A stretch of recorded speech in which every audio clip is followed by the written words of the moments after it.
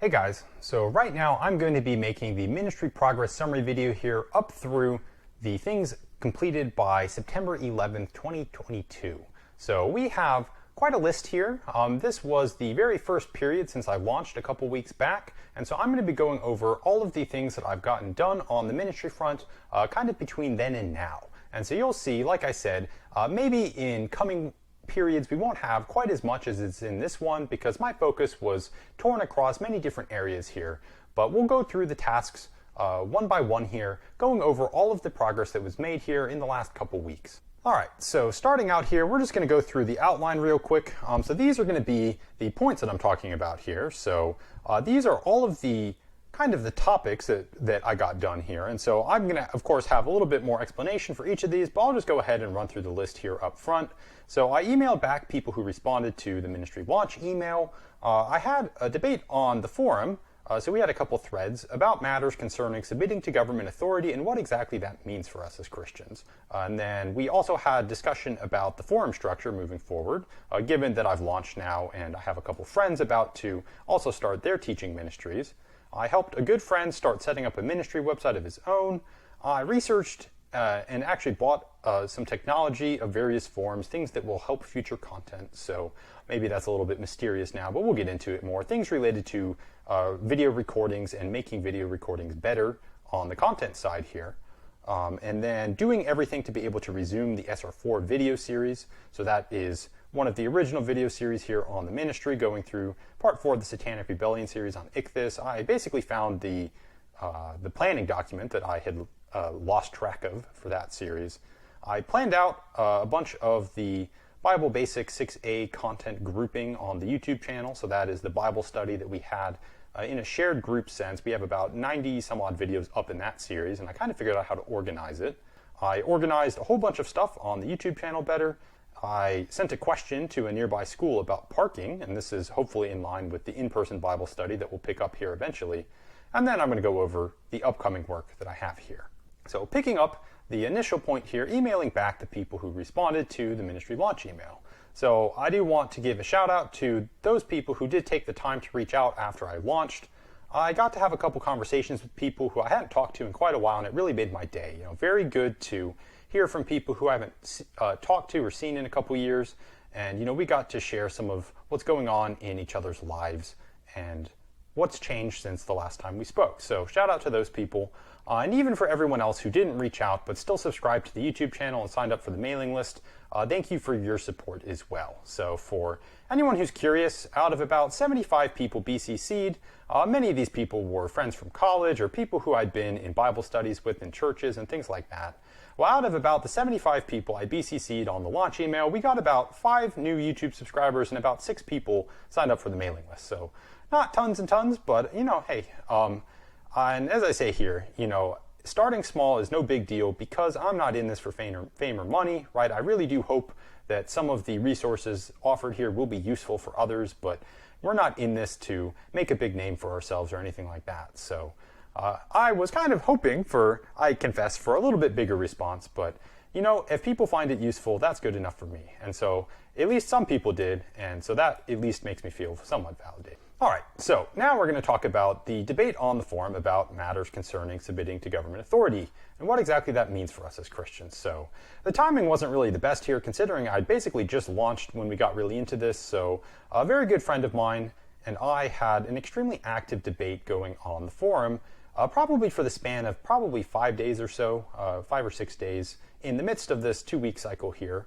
And I spent a lot of my time outside of my normal 9-to-5 job, kind of on the forum, on these threads, including most of the 3-day weekend over Labor Day. So we had a Monday off, but I was pretty heavily enmeshed in this conversation here.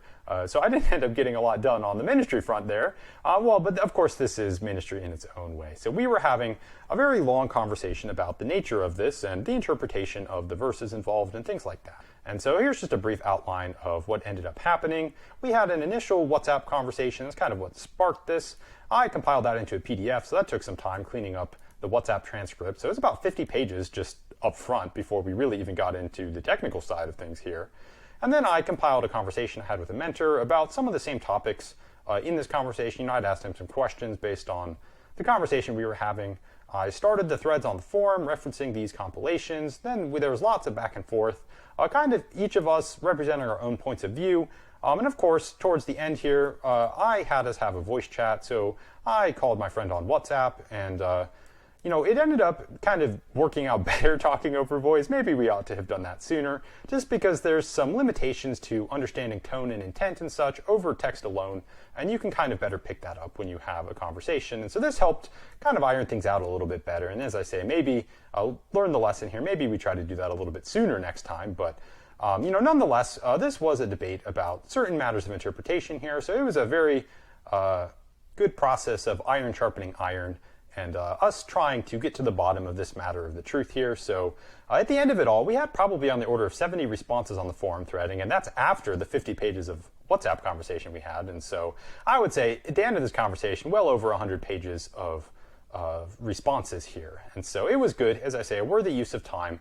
And with that being said, of course, we did learn some things from this, at least me especially, in terms of how I communicated and basically not assuming things in the other person's position and communication styles and learning how to present disagreements in a way that is less likely to be inflammatory, things along those lines. And of course, we can always do better in communication, so trying to learn. So hopefully in the future, we can have even more productive discussions.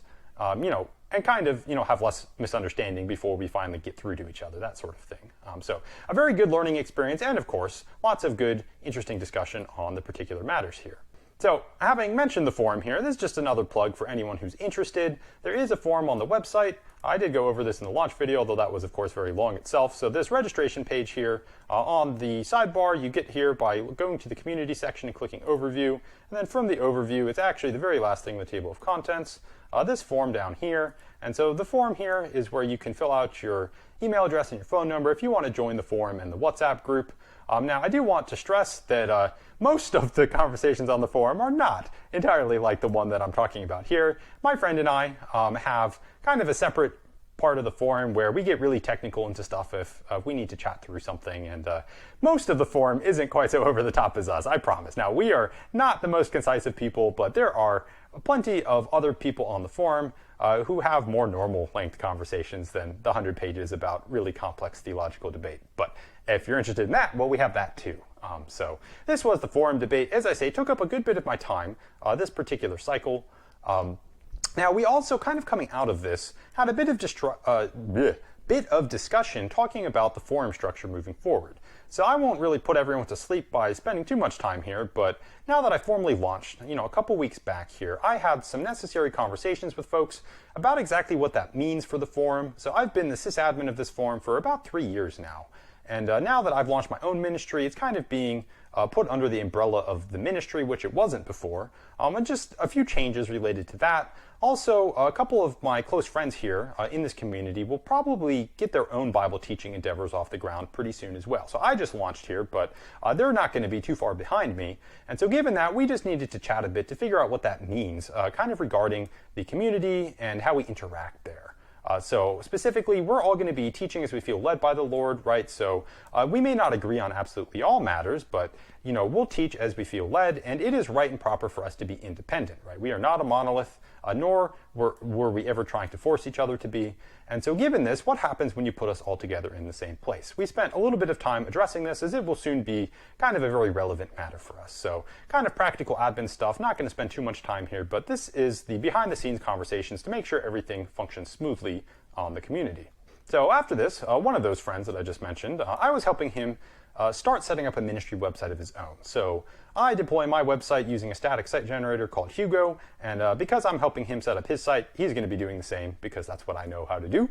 And so he'd already converted all of his content into Markdown, but we spent a couple hours getting the local web server and the template and theme set up on his computer so he can see what everything looks like as a website. So previously, he'd just been editing the Markdown files, but now everything will come together on a local web server, and he can see what it all looks like laid out in terms of a website. And so I had to rework some of the templating for him since his content is laid out a bit differently than mine is. Mine's actually a little bit more complicated. I have more like levels of nesting and stuff. But before we do things for real, so like before we deploy his website and push it out on the internet, I will probably want to clean up my theme on GitHub so that I can actually use it as a submodule proper.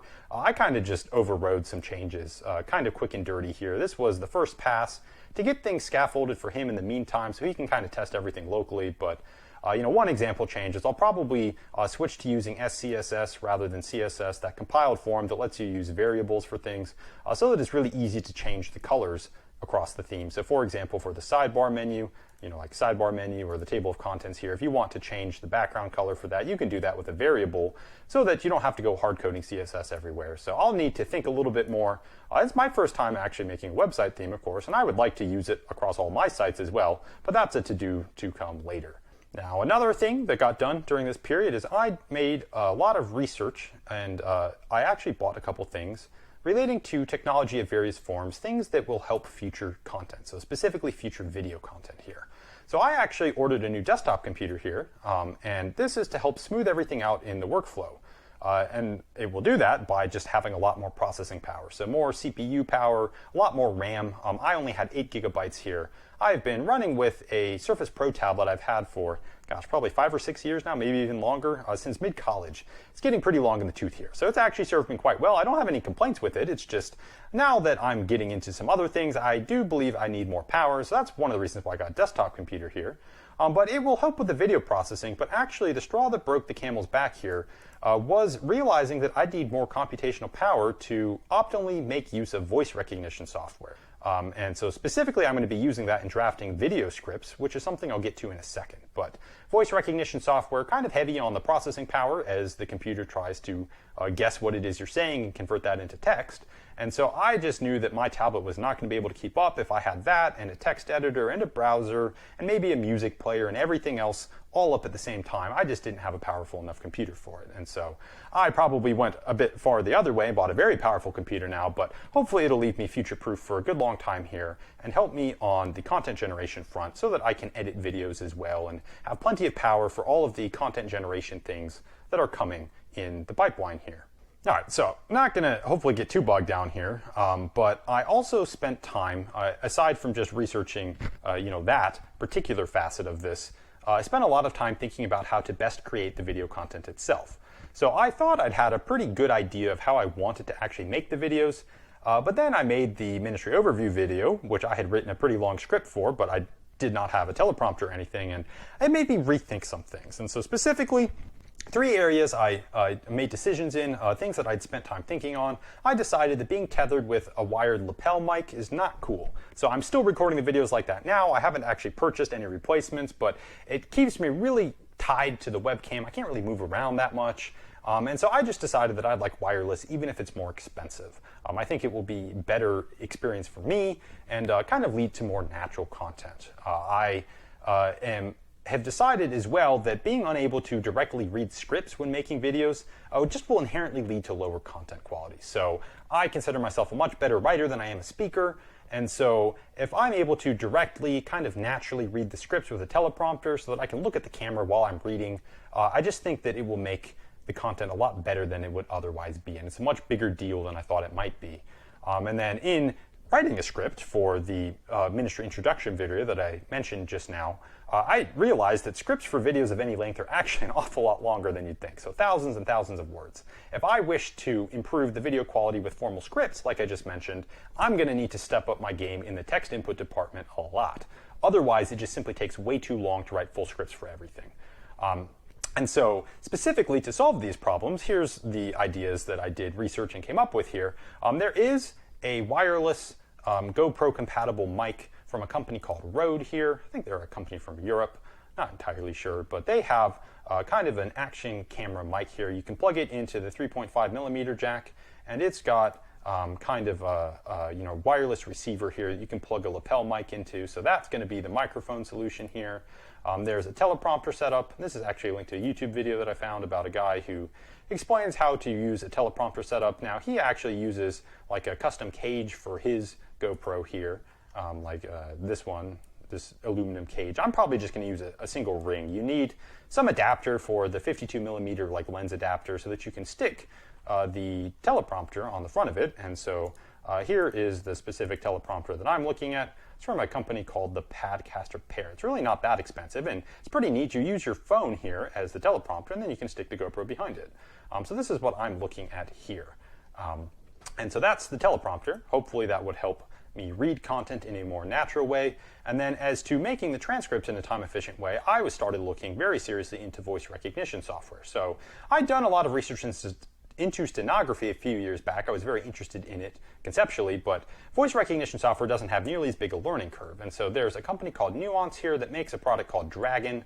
Dragon Naturally Speaking, or Dragon Dictation. It's a voice recognition software, and I'm hoping that once I get the hang of it, and I need to set some things up, of course, and it has a learning curve of its own, but that once I get the hang of it, I'll be able to start dictating transcripts for videos to the tune of 200 words or more per minute. And so that will help, of course, because even when I touch type on my own keyboard layout, I'm only about 75 maybe, which is certainly not bad, but 200 is certainly a lot faster than 75. And so these transcripts that are just not transcripts, these scripts that I read don't have to be super polished. Of course, they need to be grammatically correct so that if I'm reading them, I don't make grammatical errors, but I just need to make a lot more content than I thought I would initially. And so this became a much higher priority than it was at the beginning. So all of this stuff kind of wasn't on my radar initially, but I think all of this will help make the video content that much better. And so I haven't purchased these things yet, but I probably will soon after the new computer that I mentioned earlier comes and I get it set up. So we're probably still a few weeks out at this point. I don't want to make any promises because I don't have everything set up yet. I'm still kind of hashing out the specifics of how I want to enhance video content as much as I can. But I'm hoping that building out the framework right now will let me have high throughput with high quality videos in the long term. So that's at least the goal here. Now, on the actual ministry side, a lot of what I've been going over here, as you see, is kind of meta-related. It's kind of things relating to the ministry itself, the structure, planning for the future stuff. Maybe it's not very interesting, but very necessary steps here. So on the actual content side, I went and found the planning document I had for the SR4 video series that I have up. And so I had a document mapping out all the remaining content in the section from the study I've yet to cover, but I actually couldn't find it. So I had to spend it was more than an hour. I checked across all the Google Docs I have and all the markdown files on my computer, and I even used a full text search application. I just couldn't find it. And eventually I did find it. It was in a Google Doc, but I spent a long time looking for this, and I finally found it. And after that, I verified that it was in kind of like the right state. And that is the last things I'd removed from it were the slides from the last presentation video I did. So that means that I can kind of resume that series again right from where I left off, right? There won't be a break. I won't be missing anything because I know right where I am. And so that maps out the upcoming content for that video series once I decide that I'm ready to pick back up in video production. So after this, then I turned my attentions to the YouTube channel. I started kind of cleaning things up there. This is where I wanted to start. I already have quite a few videos up here. And so one of the first things I did was I was kind of cleaning up the videos from the Bible study series we had going through Bible Basics 6a, which is Peripatology, the study of the Christian walk. So this is the first Bible study recording that we had up. So we have about over 90 videos in this series over the course of the entire thing. And about halfway through, so right around week 53 or so, in the study, we started getting a lot more organized. So I started organizing things more. We kept the videos more focused.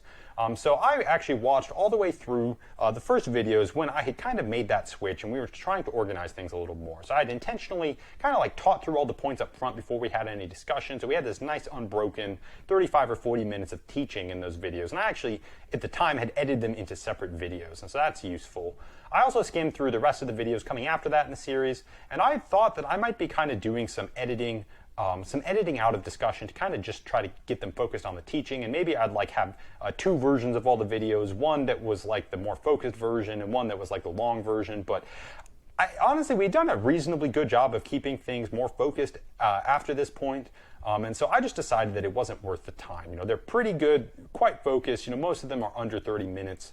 Well, not most. Many of them are, more that ballpark versus some of the earlier discussion videos in the series were an hour or even 2 hours. So I just decided it wasn't worth it time-wise. So I'll keep going in the focus series there. And then I got all of the more organized focus videos from the later time in our Bible study discussion once we decided to be more organized, split out in a separate playlist from the earlier videos. And so this new playlist will kind of have the more organized and focused videos, which are probably the ones that most people will be more interested in, just because it's more useful, they're more easy to reference and kind of get through. You don't have to wade through so much discussion, just because we didn't get so organized in our study up until this point. So I just organized the YouTube channel in better generally during this time as well. So for the SR4 series, which was my own, so that wasn't like a group discussion series, that was just me. I organized the already existing full playlist for it. I also made another playlist that was just going to be for the lesson videos. So I had two kinds of videos in this series, which I'll make videos on in the introductory part of that playlist for the series, explaining the differences there. But one of the playlists here doesn't have kind of the more tangential discussion videos where I go over points that aren't really in the study, but things that are just additional information to keep in mind. And the other playlist has those. So one playlist is longer, one playlist is shorter. The shorter playlist is like just the focus study videos. The longer playlist has all of the discussion as well. So it gives you a little bit more of a full picture, but more videos as well. So the Bible Basics 6a kind of has the same split, but because that was that group discussion, we don't really have the concept of discussion videos there. So I just split this into the smaller playlist will just have the focus and organized videos from later on in our Bible study, whereas the full thing will have, it'll have all the videos up until those and then those as well. So some of the videos are kind of double counted in these playlists as well, but the first like 55 weeks or so of the study we had were just quite a bit longer and less organized, less focused, and so that's the full series. And then we have the more focused playlist, like I just talked about on the last slide. And then for both series, I actually created custom thumbnails for each one. I mean, they're nothing fancy. They're just colored backgrounds with the title of the studies. It looks a little bit more professional here, at least I think so. And then added those to all the videos, which actually took forever because there were like 115 videos or so up on the channel already. That took a while, video by video. I didn't find out a very good way to do it in bulk. I did try, but I couldn't figure it out. So I had to do it video by video, and that took a long time. I also removed the numbers from all the titles here, and that just leaves the video subjects in the titles, which just looks more natural than having like week 72 of the study or something. It just describes the topics that it goes over, makes it easier to reference kind of in a more natural way. So that was the organization on the YouTube channel here. This isn't very interesting. I live really close to a school, and so I was kind of wondering on off hours, if I have Bible studies on Friday and Saturday nights, could people park in the school parking lot and walk across the street to my house so that we wouldn't like plug up, the roads around my neighbors' houses and stuff? That'd be nice if it were possible, but I sent off an email and asked, and I haven't gotten a response yet, but I'm fingers crossed. I see no reason why not, and I think it would be, kind to my neighbors, and it would make parking easier for Bible studies that we have at the physical house, but we'll see on this, but I got the ball rolling there, at least hopefully.